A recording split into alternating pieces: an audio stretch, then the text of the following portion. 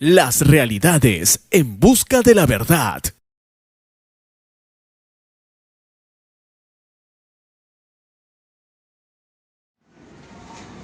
Muy buenas tardes, en estos momentos nos encontramos con el doctor Guillermo Carlos Contreras Nogales, es jefe de cuidados intermedios del Hospital Almenara Medicina Intensiva. Muy buenas tardes, doctor. Hola, muy buenas tardes con los suscriptores del canal virtual de la revista Realidades. Encantado para poder responder esta entrevista.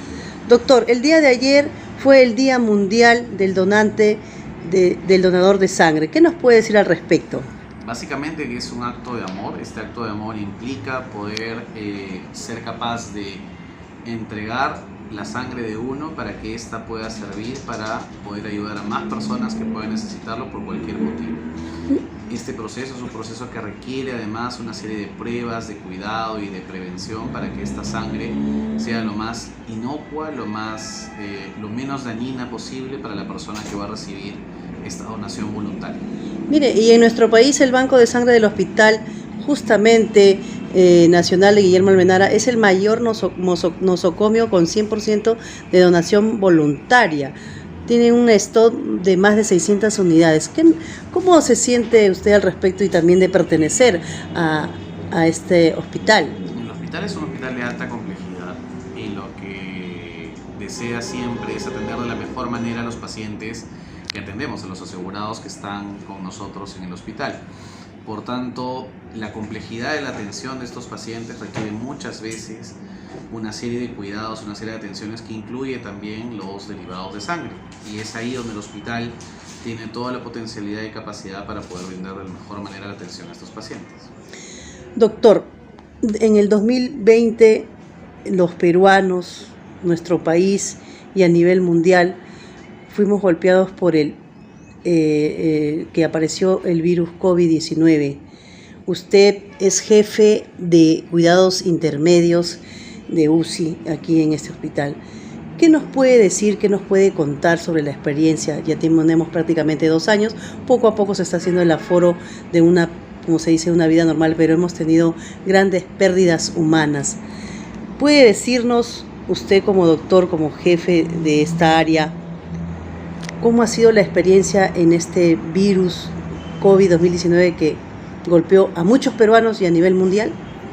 Es ahora que me toca liderar la unidad de cuidados intermedios acá en el hospital, pero durante la pandemia he estado en la trinchera, junto con los médicos que hacían guardias, con los médicos que atendían de manera constante a los pacientes con coronavirus.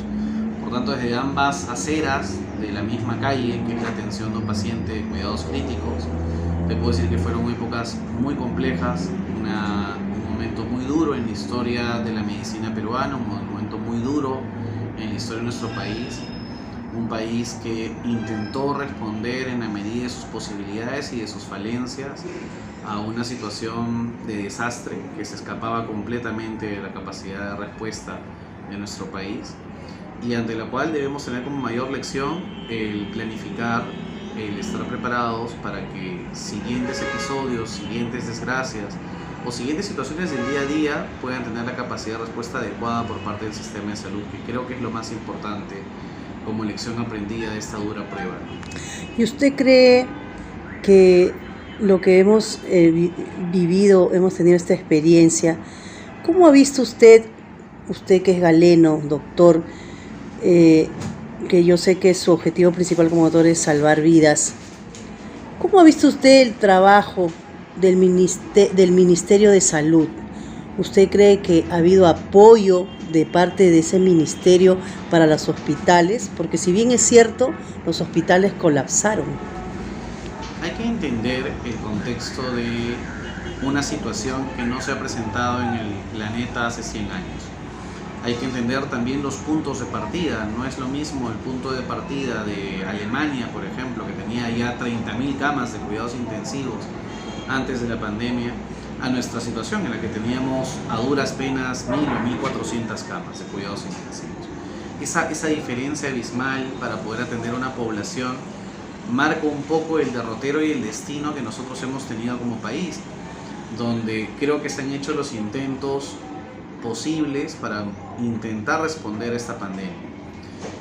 Sin embargo, también es importante decir que el liderazgo no solamente es el hecho de que te den el cargo o la potestad de poder ordenar, mandar y distribuir recursos, sino implica una serie de deficiencias en el escalafón de las personas que toman decisiones y de las personas que deben transmitir la decisión que se ha indicado, en los cuales como país tenemos otra tarea, que es la tarea formativa.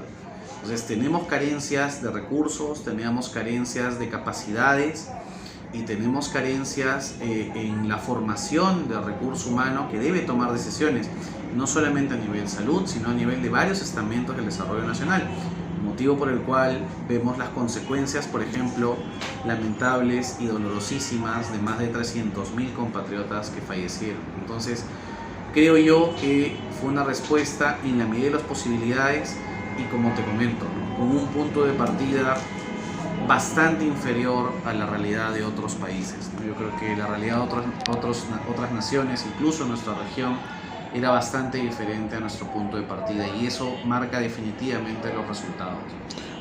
Ahora, en la actualidad, que ya hemos pasado, como se dice, el golpe, o los momentos más difíciles, ya se está nivelando la atención a los asegurados, a las personas que también quieren venir a checar su salud. ¿Cómo va? ¿Ya es al aforo 100%? ¿Ya están operando, haciendo cirugía? ¿Ya está normalizándose o poco a poco? Ahora lo que tenemos más bien es la epidemia de todas las enfermedades que no pudieron ser atendidos, los pacientes no COVID, les llamamos ahora. Son todas las enfermedades que durante esos 2 años tuvieron una deficiencia en la posibilidad de ser atendidos por el mismo miedo de las personas a salir a atenderse en las citas, por el mismo colapso sanitario en el cual nos encontramos durante los 2 años, y es una realidad que se da en distintos países de todo el mundo. Ahora nosotros estamos intentando nivelar esa demanda, pero algo que te comenté, ¿no? O sea, vamos a ver una cifra para poder ejemplificar lo que te digo. Nosotros debíamos tener en promedio unas 3.300 camas de cuidados intensivos, para hablar de mi especialidad, para poder dar la capacidad de respuesta adecuada a los pacientes críticos, ¿no? Ese debe de ser nuestro número. Y en la pandemia, no quiero faltar a las cifras, pero daré aproximados. Creo que llegamos a cerca de 2.500, 2.800 camas de cuidados intensivos, cerca de 3.000 en la peor época de la segunda ola, que fue la más larga, la más dolorosa y la más difícil de atender en los pacientes de cuidados intensivos. Y entonces, desde ese punto de partida, donde debíamos tener una capacidad mayor a 3.300 camas, llegamos a tener a duras penas 3.000 o alrededor de 3.000. Entonces ahí nos encontramos con una deficiencia importante que todavía no es cubierta como brecha a la fecha, donde más bien hay otras demandas, otras necesidades que hacen que estas camas de cuidados intensivos, que crecieron de las camas que ya existían en los hospitales, en las clínicas, pues tengan que reducirse para dar atención a estos pacientes no COVID. Así que hay una necesidad álgida de reforma, una necesidad álgida de cambio, una necesidad álgida de optimizar los recursos para poder atender las demandas de la población en el país. Doctor, pasando a otro punto, quisiéramos que nos cuente y que nos explique, para que entiendan muchos televidentes de las redes, en el ciberespacio de la revista Realidades, el canal virtual En Busca de la Verdad, ¿cómo llega un paciente a estar en cuidados intensivos? ¿No? Es un proceso que obviamente a él mismo y al familiar afecta, pero quisiéramos por favor que nos explique. Un paciente crítico es un paciente que tiene la disfunción, le llamamos nosotros, la función inadecuada, para poderlo traducir de la mejor manera, porque hay mucho lenguaje técnico, de 2 o más órganos o sistemas corporales. Entonces, esta persona que tiene la disfunción de 2 o más órganos o sistemas puede ser una persona que no tiene ninguna enfermedad previamente establecida, o puede ser una persona que tenga una enfermedad dolorosa previa, por ejemplo, diabetes, hipertensión, cáncer o alguna otra enfermedad que nosotros le llamamos comorbilidades. Estas condiciones o la ausencia de estas condiciones previas va a determinar una serie de pronósticos y posibilidades de recuperación, y a eso nosotros le hacemos o le aplicamos unos criterios de priorización. Mediante estos criterios de priorización, los pacientes son catalogados para poder ir a una unidad de cuidados intensivos, una unidad de cuidados intermedios.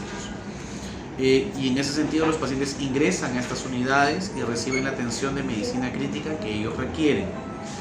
Y en la unidad de cuidados intensivos o en la unidad de cuidados intermedios podemos tener resultados diversos. El paciente sale de la situación crítica, lo recuperamos, lo sanamos.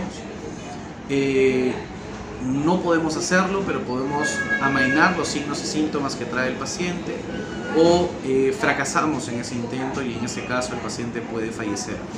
Ese es el escenario bajo el cual un paciente ingresa a cuidados intensivos y puede tener un resultado en el que nosotros siempre deseamos que sea el mejor posible, que salga con vida, que regrese con su familia, pero si eso no se puede lograr, al menos acompañarlo para que nosotros podamos estar con él y el dolor de la pérdida pueda ser la menor para la familia que pierde un ser querido.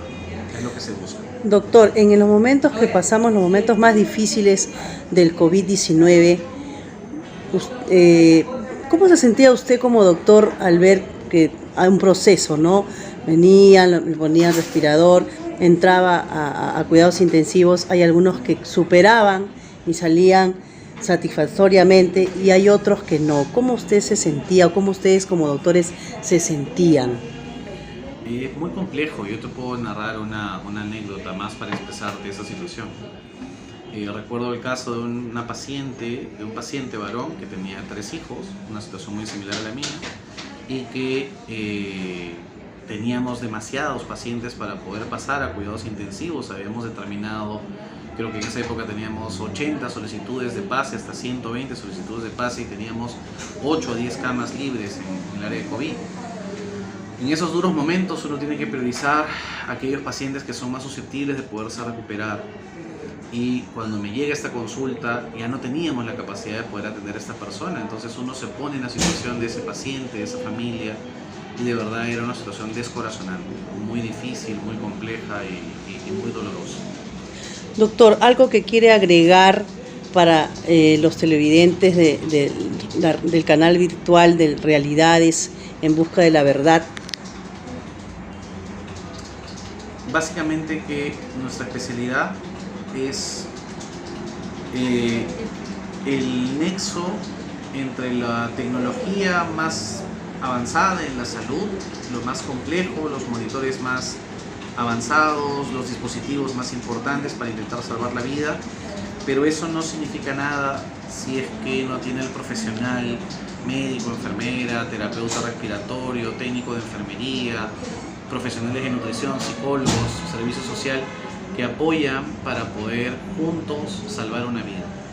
Esa unión de la parte humana, de la humanización en la atención de una persona, más la tecnificación del tratamiento, es lo que permite ser exitosos, y creo que es lo que intentamos nosotros impulsar en las unidades de cuidados intensivos o en la situación que a nosotros nos toque estar y liderar. Eso es un poco lo que buscamos y estamos siempre dispuestos a atender a la población que más lo requiere. Muchas gracias. Bueno, fueron las palabras del doctor Guillermo Contreras. Hasta otra oportunidad y muchísimas gracias por brindarnos unos minutos de su tiempo y paralizar sus actividades en el hospital y en su área. Muchas gracias.